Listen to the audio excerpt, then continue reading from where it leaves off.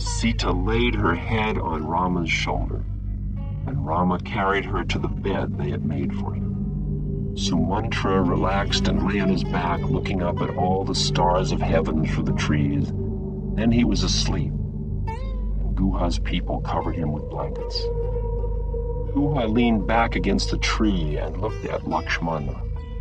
"Prince, do not worry about the future or try to outguess fortune," said Guha. "For it is hard enough to know what one is doing at the moment. It is surely very hard for us to judge things." Lakshmana answered, "Certainly my father did wrong." "Who told you that?" "This banishment will kill your father. It is simply time for him to die."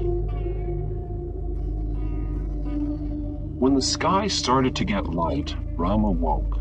He stroked Sita's hair and woke her. He walked over to Guha and said, "Hunter Chief, we will cross Ganga, fast washing to the sea." Sumantra came and said, "I'll leave the chariot and come with you." Rama touched his right hand lightly on Sumantra's shoulder. "Turn back to Dasarath. Do not be sad, for pain and pleasure must come in their turns to all men. Cheer my father, guard and protect him. Tell him Lakshmana and Rama and Sita are well. They have no grief. After these 14 short years, you will soon see them return." Guha's men brought out a raft of logs and took the three across the Ganga. Then Rama, Lakshmana, and Sita were all alone in the forest, far away from the smiling fields and gardens of men. 2 days later, Rama, Sita, and Lakshmana reached Chitrakuta Hill, standing alone and towering above them, engarlanded by flowering woods thick with flowers of every color. Chitrakuta was like the garden of the gods. Clear rivers and little streams flowed down from him in graceful braids. Ducks were afloat in the streams, and herons stood among waving lotus flowers near the banks. Blackbirds sang to the sun. Timid deer grazed in meadows, and tigers and lions who had never seen men watched the newcomers through the leaves. Near a cave by a clear mountain spring, Lakshmana built a strong house framed with long bamboos and floored with grass, with walls of woven wood and a roof of leaves. Rama said, "How did you learn to build so well and do all this for us?" It was twilight, and the trees stood motionless. Rama and Sita were asleep in their house. They had no farther to go. The sky slowly turned above, and Lakshmana watched the midnight gradually pass away. That same evening, Sumantra drove up to Ayodhya's walls at dusk. He drove to the palace and found King Dasaratha lying in Queen Kausalya's unlit bedroom, fanned by Kausalya and tended by Queen Sumitra. Sumitra rose and looked at Sumantra. She said, "The king is blind." "Lord," Sumitra said in a low voice, "Charioteer, listen." As your chariot sped away, the king went to the city gate and watched unmoving in the direction you had taken. Again he cried for you to wait. He looked down at the straight wheel tracks beginning to be blown away by a doleful wind and said, the last trace of my son that I will ever see." Sumantra, his tears soaked the ground. We came to this room. He stumbled and fell onto that bed and lay not moving for half the night with his eyes shut. And when he opened them at midnight, he could not see. Sumantra advanced to the king. "I salute you, Majesty. Will you not speak to Rama's envoy?" Dasaratha whispered. Where is he? Sumantra answered, I left them in solitude, walking alone in the forest. As I crossed back through Kosala, I saw that in all your kingdom the trees let fall their leaves and have no flowers, no scented fruit. The ponds are desolate, the streams are dry. Where there had been gardens, lean birds were drooping in the leafless trees. The air has no freshness. No creature moves or speaks. All vitality is now lost and gone away. The old king tried to rise. He trembled. Charioteer, if I have ever done any good thing, drive me to Rama. I cannot, said Sumantra. I don't know where he is. They left Dasarata alone with Queen Kausalya. He slept uneasily for a short time, but soon awakened. Kausalya still held his hand and said, I am here. Dasarata said, in my sleep I've remembered what I did long ago to cause all this misfortune. When by accident or fate I killed an old man's only son. Gentle woman, as a man's deeds are good or evil, so are the events which follow them and which the man must face in their time. Asleep just now, I have met truth. I tremble. Two fires of grief, past and present, had dried away the life of the Ayodhya king. When that night was some time past, he all unnoticed breathed no more. So did he die, the far-famed King Dasarata, a warrior with no enemies alive. Driving their chariot garnished by gold by the fiery light of sunrise, Bharata and Satrughna saw Ayodhya and slowed their mountain horses. They stopped. There was not a sound from the still city. Do you remember, said Bharata, in the early morning standing here, we could always smell the scent of winds and the air would carry faint perfumes? Satrughna frowned. Our great father, the sun now rises, but no one sings. They drove into Ayodhya. Their chariot wheels growled low and moaned as they passed through the victory gate, once guarded like the gateway into heaven. No guard stood there. Bharata said, dread of what awaits me hides in my heart and will not go. They entered the palace and Satrughna went to find Rama.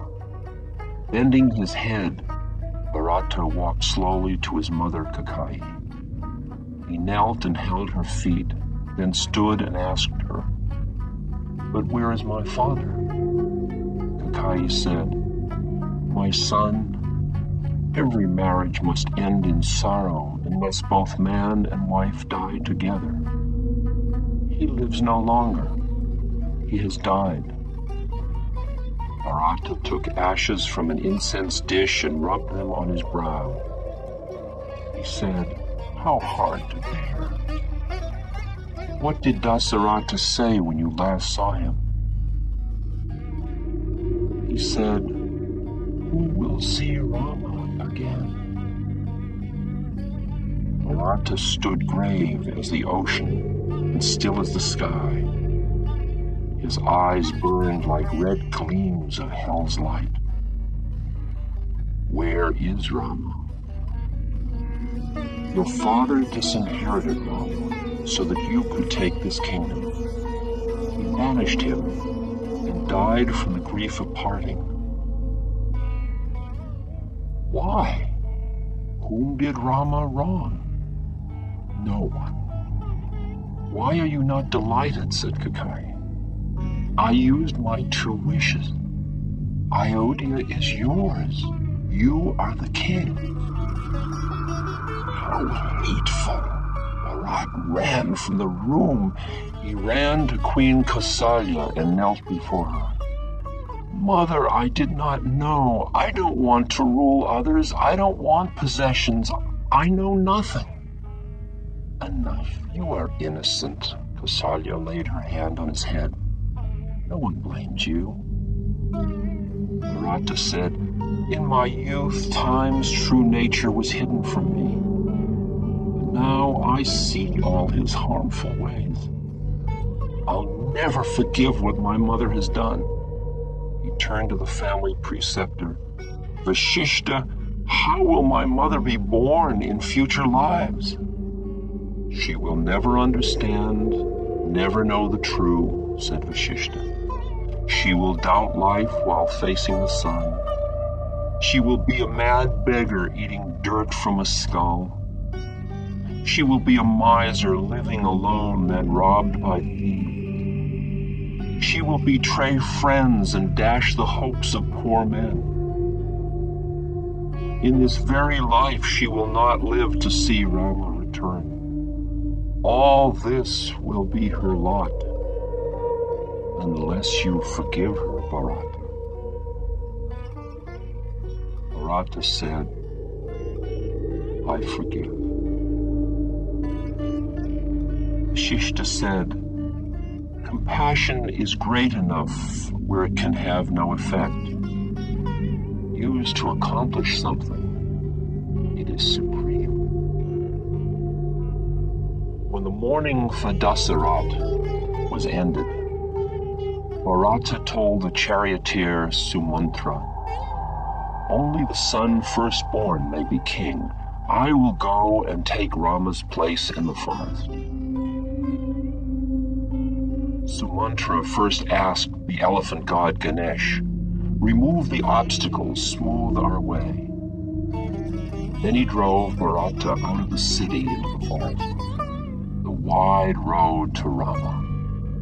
Guided by Guha, Bharata and Sumantra made their way towards beautiful Chitrakuta hill. Bharata saw white smoke in the air ahead of him. Bark garments were hanging out to dry on the branches of a tree. By a marked path were stacks of firewood. Bharata walked into a clearing on the mountainside and saw Rama standing by his house, dressed in black deerskin. Bharata approached and knelt before Rama. Rama bent over and raised him. What is it? Why have you come here? Our father who enjoyed all the world is dead. We have no king. Return to Ayodhya. I will replace you here. Rama said, it is not for me to do the work of others. I must do what I said I would do. Bharata said, come home. I decline the possession of the Kausala kingdom. Men lose their sense as their death approaches. Blind rules are wrong, Rama. Men are born for joy. Rama said, the first betrayal may be easy, or it may be hard. But after the first betrayal, then others soon follow. The heart, Bharata. Keep note of your heart and don't stifle it. There lives the soul, clear, never stained, watching all we do. So let a man be still and find his heart. That is the only safe rescue. Bharata said, O Rama, kingdoms wash over you, but you are calm. You know the mysterious soul and the life where he swims. Give me your sandals. Rama took off his wooden-soled sandals. Bharata took them. Rama, you are the true king. I will rule Kausala in trust for you for 14 years, and your sandals will be on the throne. If I do not see you on the first day after those 14 years, I'll walk into a fire and die. Then Bharata retraced his steps. In Kosala, he put Rama's sandals on the red and gold Ayodhya throne. Bharata and Satrughna put on barcloth and sat at the foot of the throne. Every day the ministers and noblemen came, dressed all in bark like hermits, and bowed to the sandals as to a king. Rama's shoes lay quiet if justice was done before the throne, but if any case was wrongly judged, the sandals swiftly beat together their loud wooden soles. One morning, soon after Bharata had come and gone, Rama and Sita and Lakshmana set out south into the forests, towards the Vindhya hills. Lakshmana found many places to build a home. They would live in one place for 3 months or 8 months or a year and then would move on. They did this until 13 years of Rama's exile had passed away. It was almost the 14th summer when Rama and Sita and Lakshmana crossed over the Vindhya hills and began to walk down the southern slopes. One evening, after walking far, they entered a large grove of trees. There was wood smoke on the air, and Rama said, "We are coming to the home of Agastya. We have met wood dwellers before, but there is no one like Agastya. North lives Lord Shiva, north are the Himalaya hills and Mount Meru, the center of the world, and Agastya alone, by living here in the south, keeps earth from tipping over." Agastya greeted them and said, "Sit and eat supper with me." He served Rama and Lakshmana and Sita a supper of edible flowers and bulbs that left them with no slightest thought of hunger. When they had eaten, Agastya said, "Rama, let me see your bow." Rama held out to him the bow he had brought from Ayodhya to use in the forest. Agastya glanced at it and set it aside. He said, "It is flawed because the man who made it was at that time engaged in an affair with another man's wife, and his mind was ill at ease."